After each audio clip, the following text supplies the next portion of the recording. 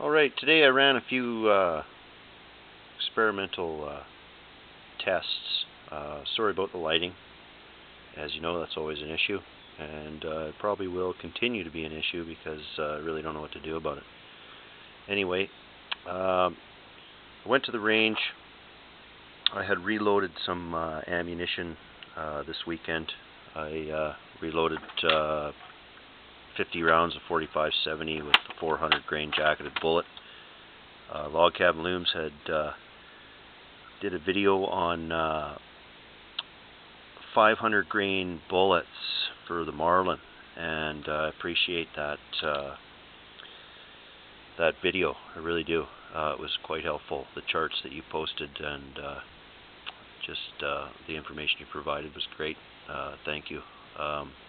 They were jacketed bullets I was talking about. Actually, I'll show one to you right now because they're handy. Anyway, these are the ones he was talking about, or he was wondering what I was talking about, rather. They're a Hornady 4.58 round nose, 45 caliber, 500 grain. And yes, I know you shouldn't be shooting round nose bullets in a lever gun, but I'll shoot them single shot. Obviously, I'm not going to put a tubular magazine full of round bullets in it. That's obvious. But those are the ones I was talking about.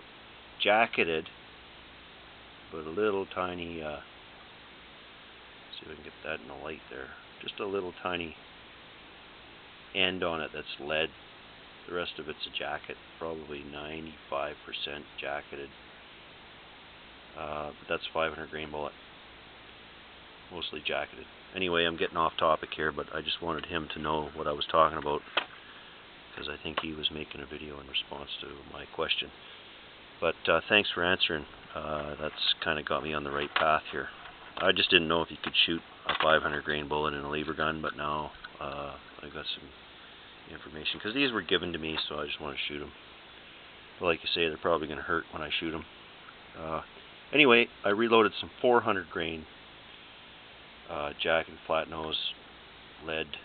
I did 50 of them up the other day, and I marked these cases. As you can see, there's some black felt marks on these, and the reason being is out of all the 50 cases I reloaded, I'm not sure if you're going to see this. Actually, you can. These 5 had a noticeable ring around the base, a pressure ring. These are about 3 times fired. 3 times fired now, twice fired when I noticed this this noticeable ring around the base there, about 1/8 of an inch up off the base. It's not all the way around the case. As you see, if I roll these, some are worse than others. Like this one right here. That's really noticeable there. Right in here. See that?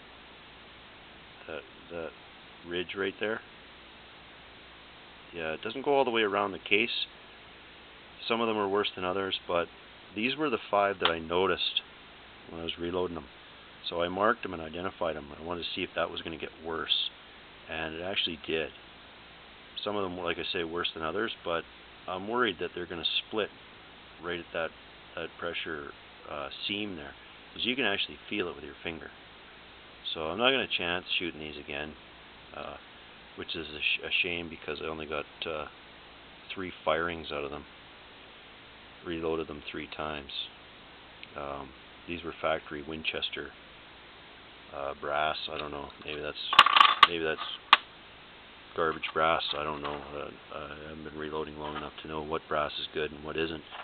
But anyhow, moving on. That was one test. I wanted to see if that pressure ring was going to get larger after firing those ones, because I did notice the ring around those particular cartridges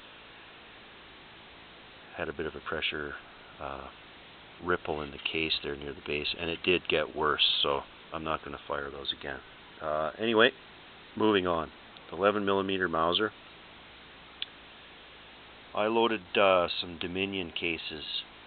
I think I loaded Well, these are Dominion cases too. These are the original Dominion cases. These were given to me, and I don't know how many times they've been reloaded. Like I don't even think you can get Dominion brass unless it's, you know, something that's been fired previously. But anyway, I loaded up these Dominion bullets, or these brass. I loaded them up, and I only fired 3 because I was doing a test. I loaded those up with the 340 grain bullet that I've talked about in a previous video. Okay, and I loaded these up with GoX 1F black powder, and I shot 2 of them off without a problem. I've got an old 43 Mauser I bought off a guy at work for $50, and he said it was basically just a parts gun. But I put it together and I fired it because I've got another Mauser, and I don't want to wreck it testing out cartridges and proper loads and stuff. So anyway, moving on. I don't know if you can see this. Bring the light closer, but you might be able to see it. Right there, case blew out. Split from right about there all the way along to about there, and you're never going to see this in this poor lighting and poor camera, but it actually split through the rim. So it split about 3/8 of an inch along and then up and over the rim. And I actually could see a bit of a powder blast out of the top of the bolt when I shot it. And because of the age of the gun and everything else, and I don't know the history of it, I stood well back when firing these cartridges, because I didn't know what to expect, with not only with the load but also the age of that rifle. But anyway, these were 77 grains GoX 1F. I split one case, but this case could have seen, you know, multiple reloads, so I don't know. They were given to me. So I split one, not a big deal. I've got some of the Bertram stuff from Australia. I will be using it, but I've got an issue with that I need to deal with, and that being the outer rim is actually 10 thou bigger diameter, so it won't I can't take it, the bolt won't extract the case, so I have to turn the outer diameter down, which is not a big deal. I'll do that, but I don't want to be paying $60 for 20 brass all the way from Australia to find that I'm going to blow the bases out on them. Hopefully that's because this is old brass, but we'll have to do an experiment with the Bertram brass. But here's the 340 grain Dominion brass. I didn't shoot them all, the ones that I loaded. I just loaded a few, but they look pretty nice. 11 mil, 43 Mauser, black powder, 77 grains in these ones. I did load up a couple other ones. As you can see, this bullet here is different. It's a 225 grain round nose bullet, and it doesn't seat as deep. This is another experiment that someone else had started, which apparently works fine. Believe it or not, this case, you can see the difference already. You know, it's like a ballooned end on this Mauser case, but this one's flat. And that's a 300 Weatherby Magnum case, Hornady brass, 300 Weatherby Mag. And I think the guy actually machined the belt off it. I don't know for sure, but I think these were a belted case originally, and he machined the belt off it, because the brass is almost the same length. It's about 1/16 of an inch longer on the Weatherby, this one here, and he probably ran it through his dies, Mauser dies, and fire formed it somewhat. And I've actually chambered this and You know, it's fine. I didn't shoot this one today. I meant to, and I forgot to bring it.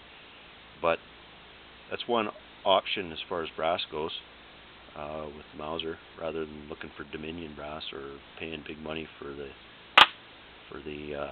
bird cram stuff. But anyway, that's 300 Weatherby mag. I think it had a belt on it, and the guy machined it off or filed it down or something. But it looks like that brass works. I haven't tried it, so I'll have to let you know. I see what I can find at the range for 300 Weatherby mag brass. I haven't seen it before, but anyway, moving on to brass alternatives with 43. As you can see here, these were 3 cases that were given to me along with this one and these, you know, these old Dominion ones, brass cases, these guys here. These ones here, believe it or not, are 4570 brass.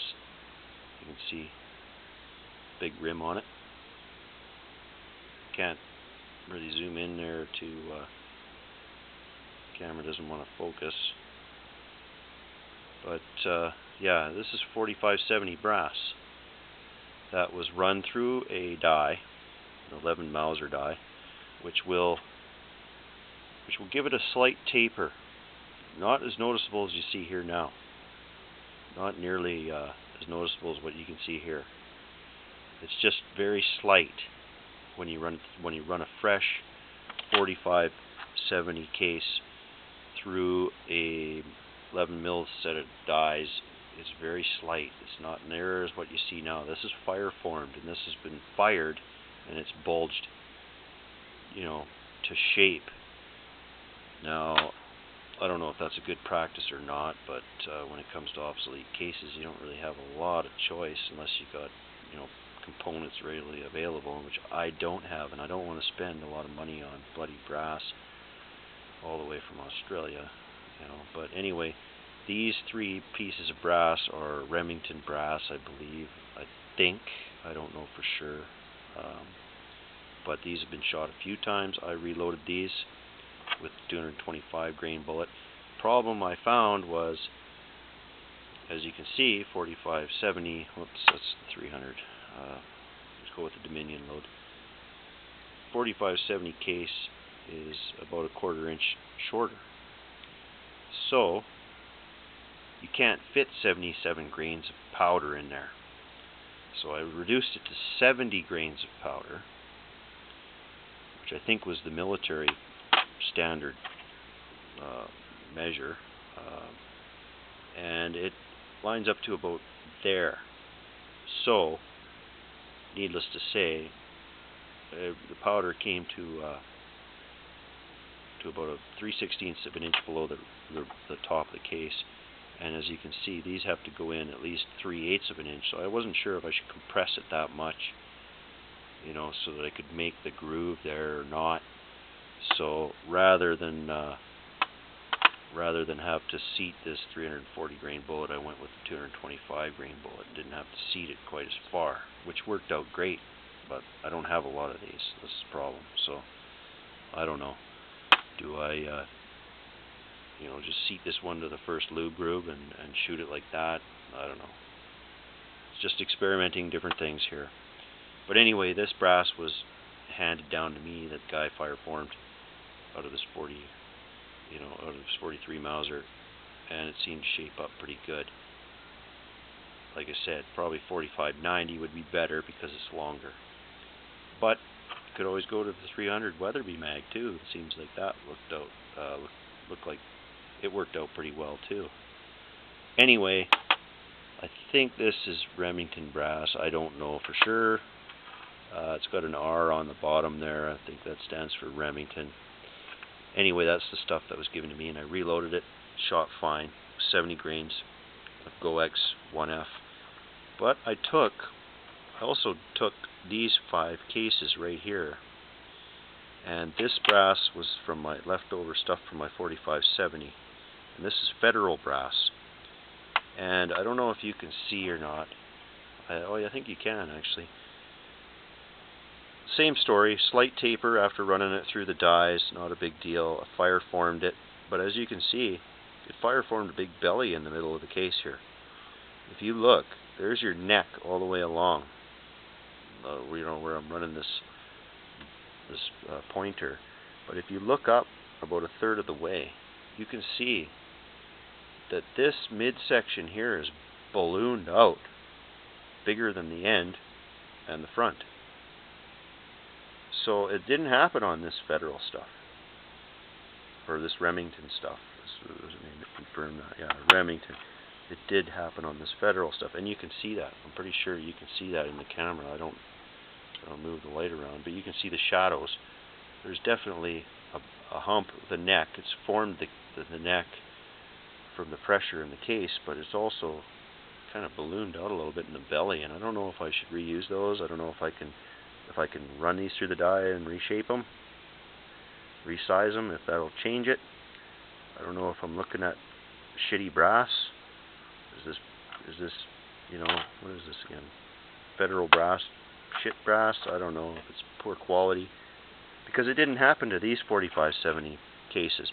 You look at those, you don't see that, you don't see that big fat belly balloon in the middle of the case. Like, you can see the shadow in there. I'll bring these closer to the camera, but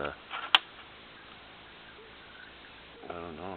See if you can see I can see it. Maybe you can see it. I don't know. The lighting is really bad, so. But you can definitely see that there's the third in the middle is fatter than the end and the front. So I don't know what I'm going to do about that. Another problem I had was I'm going to have to turn these rims down.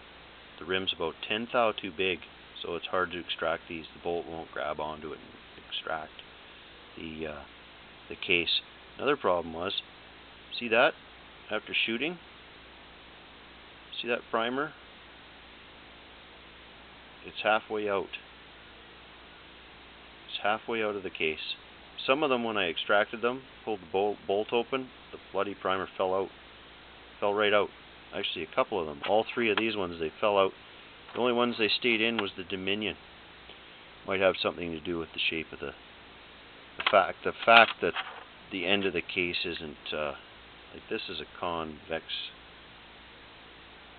case end. It's ballooned, a ballooned case. So, whereas these are flat straight across on the 4570. Could have something to do with it. I don't really give a shit.